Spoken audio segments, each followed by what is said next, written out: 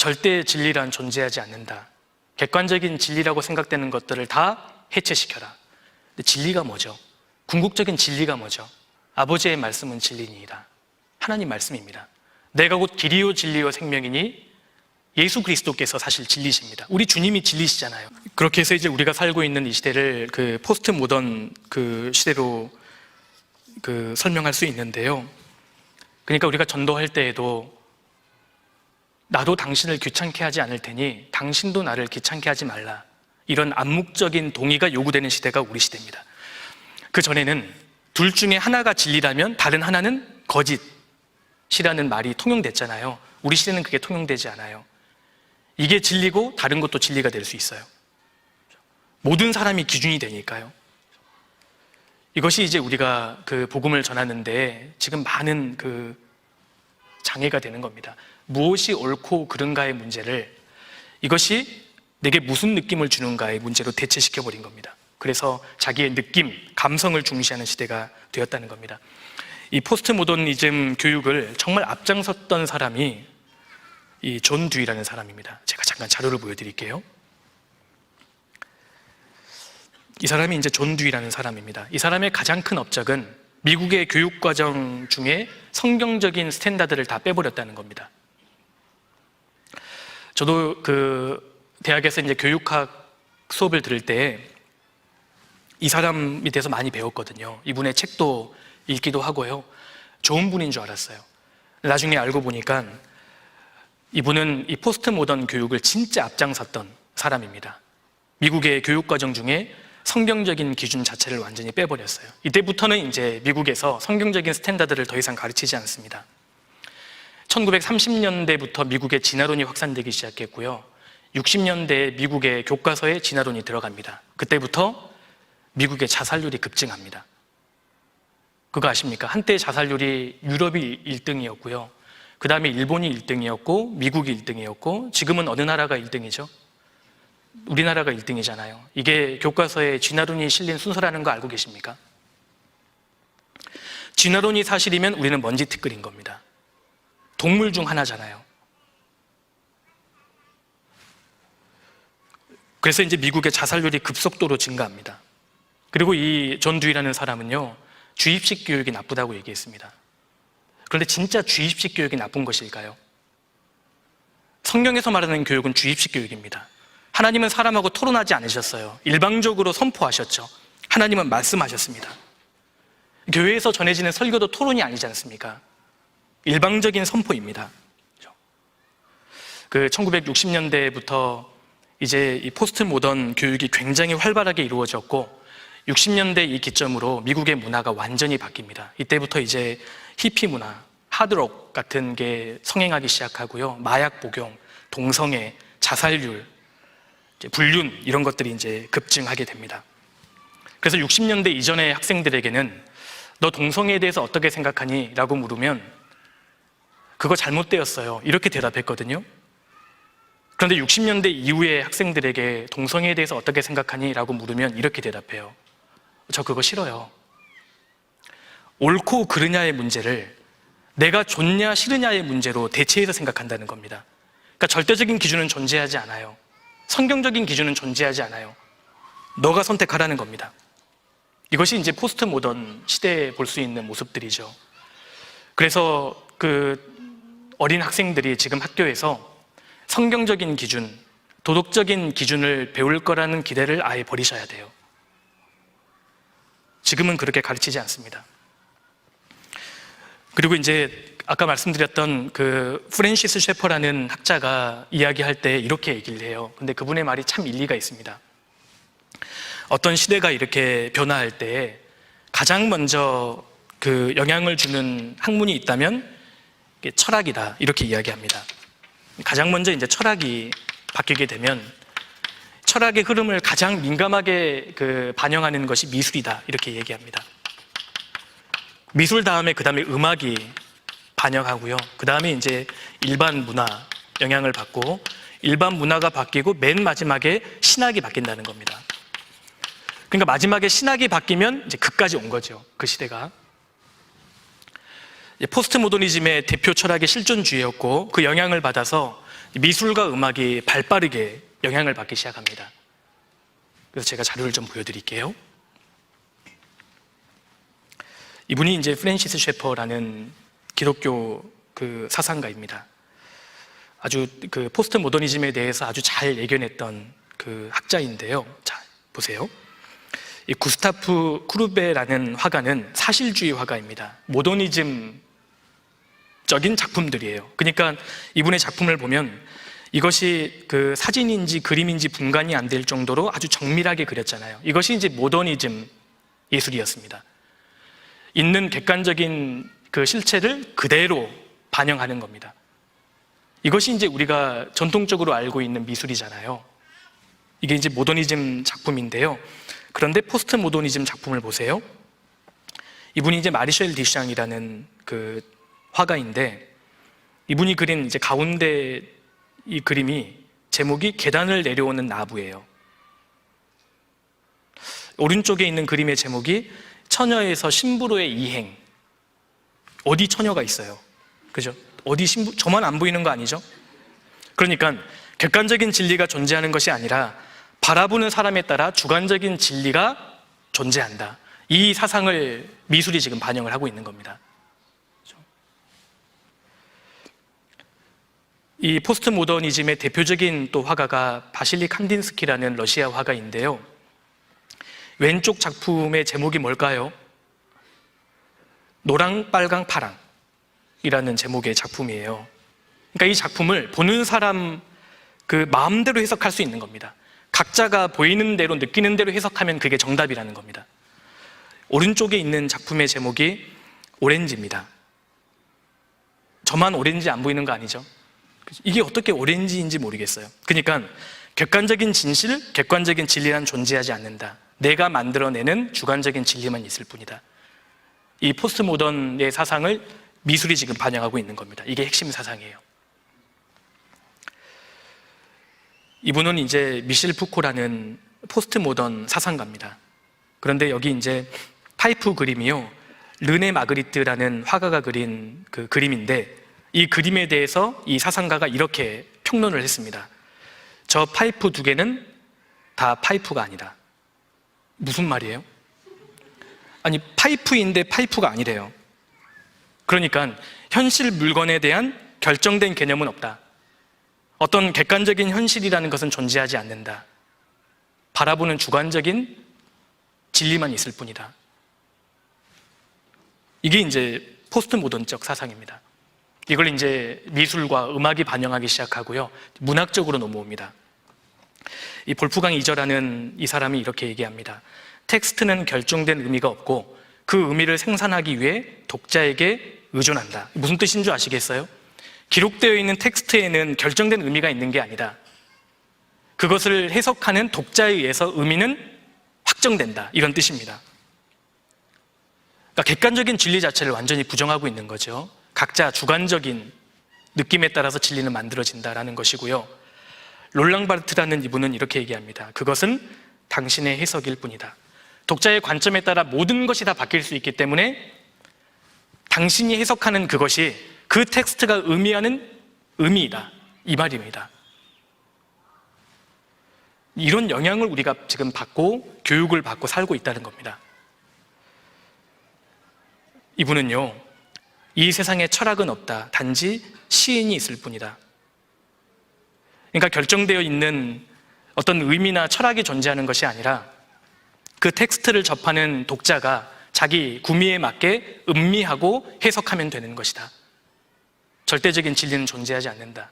이 사상이 바로 이 포스트 모던 사상입니다. 그러니까 한마디로 이야기하면 모든 것이 다 다르다. 다 주관적인 거니까요. 이게 왜 문제가 되냐면 법 해석이 달라지기 때문입니다. 대표적인 사례가 이 로데 웨이드 이 판결인데요. 이것은 이제 미국에서 처음으로 낙태죄를 폐지하는 판결입니다. 그 전까지는 대부분의 미국의 주에서 낙태를 법으로 금하고 있었습니다. 그런데 이 판결로 이제 여성의 성적 결정권을 국가가 간섭할 수 없다. 이렇게 최초로 판결했는데요. 미국의 대법원에서 어떤 식의 논리를 펼치느냐? 헌법은 결정되어 있는 것이 아니라 살아있는 문서다. 헌법은 살아있다. 굉장히 멋진 말 같죠? 근데 이게 포스트 모던 사상이라는 겁니다. 헌법은 딱 결정되어 있는 그 텍스트가 딱 고정되어 있는 문서가 아니라 시대에 따라서 사람에 따라서 융통성 있게 해석될 수 있는 변화하는 문서라는 겁니다. 그러니까 그 시대에 따라서 그 사람의 구미에 따라서 언제든지 변화할 수 있다는 겁니다. 이것이 이제 우리가 살고 있는 이 포스트 모던의 모습들입니다.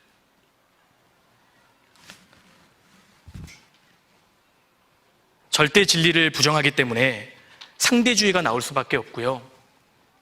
그리고 이어지는 것이 이제 문화다원주의입니다. 나도 옳고 너도 옳다. 이게 이제 포스트 모던이잖아요. 그러니까 이어지는 것이 이제 문화적인 다원주의입니다. 다원주의. 그래서 나오는 것이 뉴에이지입니다. 뉴에이지. 뉴에이지가 뭐냐면요. 이게 뉴에이지입니다. 모더니즘 끝에 허무하고 절망적이 됐잖아요. 야, 이성과 과학으로는 절대 진리를 발견할 수 없구나. 이걸 이제 절실하게 깨달은 겁니다. 그렇죠? 그러면 성경으로 돌아와야 할 텐데, 다시 인간이 하나님을 붙잡아야 할 텐데 그렇게 하지는 않고요. 허무해져 버린 서양이 이미 허무해져 버린 다른 나라를 쳐다보기 시작한 겁니다. 사실 인류는, 어떠한 나라는 하나님을 떠나면 허무밖에 남은 게 없거든요. 절망 그 자체입니다. 그러니까 하나님을 이미 먼저 떠나버린 나라들을 서양이 이제 쳐다보기 시작한 거예요. 인도를 쳐다보니까요, 이미 허무해져 있는 거예요. 아프리카를 쳐다보니까 이미 허무해져 있는 겁니다. 서구는 2차 세계전을 기점으로 허무해졌는데 미개하다고 생각했던 다른 나라를 쳐다보니까 이미 허무해져 있는 겁니다. 아메리칸 인디언들을 쳐다보니까 이미 허무해져 있어요. 그리고 환경도 파괴되지 않았어요. 인간성도 괜찮아요. 그때부터 이제 서구가 하나님을 이미 떠나버린 다른 나라들의 종교와 문화를 따라하기 시작합니다. 이게 이제 뉴에이지입니다. 뉴에이지. 그러니까 서양이 그나마 허무하지 않았던 것은 그나마 성경적인 가치관을 가지고 있었기 때문입니다. 근데 이제 성경을 버리고 하나님을 떠나버리니까 허무해졌잖아요. 이 답을 성경에서 다시 찾아야 할 텐데 하나님을 먼저 떠나버린 다른 나라들의 종교와 이제 문화를 따라하게 됩니다. 이것이 이제 뉴에이지고요. 뉴에이지스트들이 보편적으로 하는 행위가 이제 명상이죠. 명상. 명상이 뭔지 아시죠? 마음과 생각을 비우라는 겁니다. 명상. 이거 맞아요? 마음과 생각이 비워지나요? 명상이 영어로 메디테이션입니다. 근데 메디테이션이라는 단어가 성경에도 나오죠. 성경에 뭐라고 번역되어 있습니까? 묵상입니다. 우리는 묵상이에요. 성경은 묵상을 강조합니다. 묵상은 채우는 거죠. 하나님과 하나님 말씀으로 채우는 게 묵상입니다. 명상은 비우라는 겁니다. 릴렉스하라는 거예요. 이것이 완전히 반성경적입니다. 우리는 묵상입니다. 채워야 돼요. 절대 인간의 마음과 생각은 비워지지 않습니다. 내 마음에서 하나님을 쫓아내고 성경으로 채우지 않으면 누가 내 마음을 차지할까요? 마귀가 차지합니다. 그러니까 비우면 마귀로 채워지는 거예요. 성경은 묵상입니다. 그러니까 이런 세계관을 가지고 있는 것이 바로 포스트 모더니즘이고요. 이제 자연스럽게 뉴에이지로 이어집니다. 우리가 뉴에이지 이 사상이 우리 사회, 문화, 정치, 경제, 예술 모든 전반에 지금 영향을 미치고 있습니다. 이걸 우리가 분별해야 합니다. 분별하기 위해서는 알아야 해요. 1960년대 기점으로 미국에서 아주 특별한 어떤 장르가 생깁니다. 이게 팝도 아니고요, 클래식도 아닌데 너무 좋은 거예요. 마음을 아주 황홀하게 만들고, 이게 이제 뉴에이지 음악입니다. 원래는 뉴 뮤직이라고 처음에는 명명했는데 나중에 이제 그 음악의 배우 사람들을 보니까 다 하나같이 뉴에이지스트들이었습니다. 명상가들이었습니다. 그래서 그 사상 자체가 굉장히 반성경적인 사상이라는 겁니다. 이것이 이제 우리 시대에 볼 수 있는 모습이고요. 궁극적으로 포스트 모더니즘은요, 이걸로 이어집니다. 해체주의입니다. 모든 것을 해체시키는 겁니다. 절대적인 진리, 객관적인 진리는 존재하지 않잖아요. 그런데 그동안 객관적인 진리, 절대적인 진리라고 생각되었던 것들을 다 해체시키라는 겁니다. 그것이 인류에게 진정으로 해방을 가져다 주는 일이다. 모든 권위에 대해서 일단 도전해라. 무너뜨려라. 이것이 인류를 해방시켜주는 일이다. 해체주의로 가게 되는 겁니다. 그래서 포스트 모더니즘의 핵심 키워드는 해체, 해방인 겁니다. 인류를 해방시키라는 겁니다. 기존의 가치 질서, 기존의 객관적인 진리라고 생각되었던 것들을 무조건 해체시켜라. 모든 권위는 저항해라. 무너뜨려라. 이것이 이제 결국은 포스트 모더니즘이고요. 우리 시대에 볼 수 있는 것이죠. 그래서 지금 모든 게 다 무너지고 있는 겁니다. 이거 한번 생각해 보세요. 절대 진리란 존재하지 않는다. 객관적인 진리라고 생각되는 것들을 다 해체시켜라. 근데 진리가 뭐죠? 궁극적인 진리가 뭐죠? 아버지의 말씀은 진리니이다. 하나님 말씀입니다.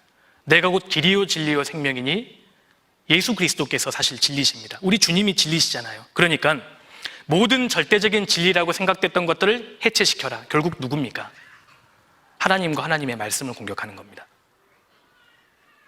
모든 권위는 무너뜨려라. 사실 절대 권위가 누구시죠? 하나님이셔요. 그러니까 포스트 모더니즘 사상이 사실은 겨냥하고 있는 것은 두 가지인 겁니다. 결국 하나님과 하나님 말씀이에요. 성경적인 기준 자체를 완전히 무너뜨리라는 겁니다. 우리 구원받은 그리스도인들은 어떻게 살아야 할까요? 사실 답은 간단합니다. 모든 것이 무너지는 이 시대를 살면서 우리는 정말 하나님의 말씀을 붙잡고 살아야 하는 겁니다. 결국 진리는 하나님 말씀이잖아요. 하나님 말씀은 어느 시대든지 진리였습니다. 시대에 따라 하나님의 말씀이 변화된 것이 아닙니다. 이 사실을 우리가 분명하게 해야 합니다. 오늘도 말씀 묵상 요약해 보도록 하겠습니다. 시편 82편 5절을 본문으로 모든 가치와 절대적 진리가 무너지는 시대에 하나님의 말씀을 굳게 붙잡아야 함을 강조합니다. 오늘날은 하나님의 질서와 기준이 무시되고 기존 가치가 급속도로 붕괴되는 시대로, 이는 인간이 하나님을 배제한 결과입니다. 로마서 1장 통해 인간의 타락 과정을 설명하며 하나님을 부정하면 마음이 어두워지고 우상 숭배와 쾌락주의로 빠지며 심지어 순리를 거스르는 동성애와 같은 현상이 나타난다고 지적합니다. 도스토예프스키의 하나님이 없다면 인간이 못할 짓은 없다는 말을 인용하며 하나님의 부재가 도덕적 혼란을 초래한다고 봅니다. 포스트 모더니즘은 모더니즘에 대한 반발로 등장했습니다. 모더니즘은 계몽주의를 기반으로 이성과 과학을 통해 절대적 진리를 발견할 수 있다고 믿었으나, 이는 프랑스 혁명과 산업혁명으로 이어졌고 부의 불균등과 환경 파괴의 세계대전으로 인한 절망을 낳았습니다. 모더니즘의 낙관주의는 허무로 끝났고 포스트 모더니즘은 실존주의를 통해 절대적 진리를 부정하며 주관적 진리만을 인정합니다. 이는 상대주의와 다원주의로 이어져 객관적 진리 대신 개인의 느낌과 감성이 기준이 되는 시대를 만들었습니다. 포스트 모더니즘은 교육, 예술, 문화 전반에 영향을 미쳤습니다. 존 듀이는 미국 교육에서 성경적 기준을 제거하며 주입식 교육을 배제했고, 이는 진화론 확산과 자살률 증가로 이어졌습니다. 미술에서는 사실주의에서 벗어나 주관적 해석을 중시하는 작품이 등장했고, 문학에서는 텍스트의 고정된 의미를 부정하며 독자의 해석에 의존하는 경향이 나타났습니다. 법에서도 로 대 웨이드 판결처럼 헌법을 살아있는 문서로 해석하며 낙태를 허용했고, 이는 객관적 기준의 해체를 보여줍니다. 뉴에이지 운동은 허물을 극복하려 동양의 명상과 타종교를 수용했으나, 이는 성경적 묵상과 반대되는 비움의 철학으로 사탄의 영향력을 키웁니다. 이러한 시대의 그리스도인은 하나님의 말씀을 절대적 진리로 붙잡아야 합니다. 시편 138편 2절은 하나님의 말씀이 그분의 이름보다 높다고 선언하며 말씀 중심의 삶을 촉구합니다. 진리가 실종된 시대에 성경을 기준으로 삼고 자신의 생각이나 감정이 아닌 말씀에 순종해야 합니다. 신앙생활은 하나님 중심이어야 하며 교회와 봉사는 나의 유익이 아닌 하나님의 뜻을 위한 도구입니다.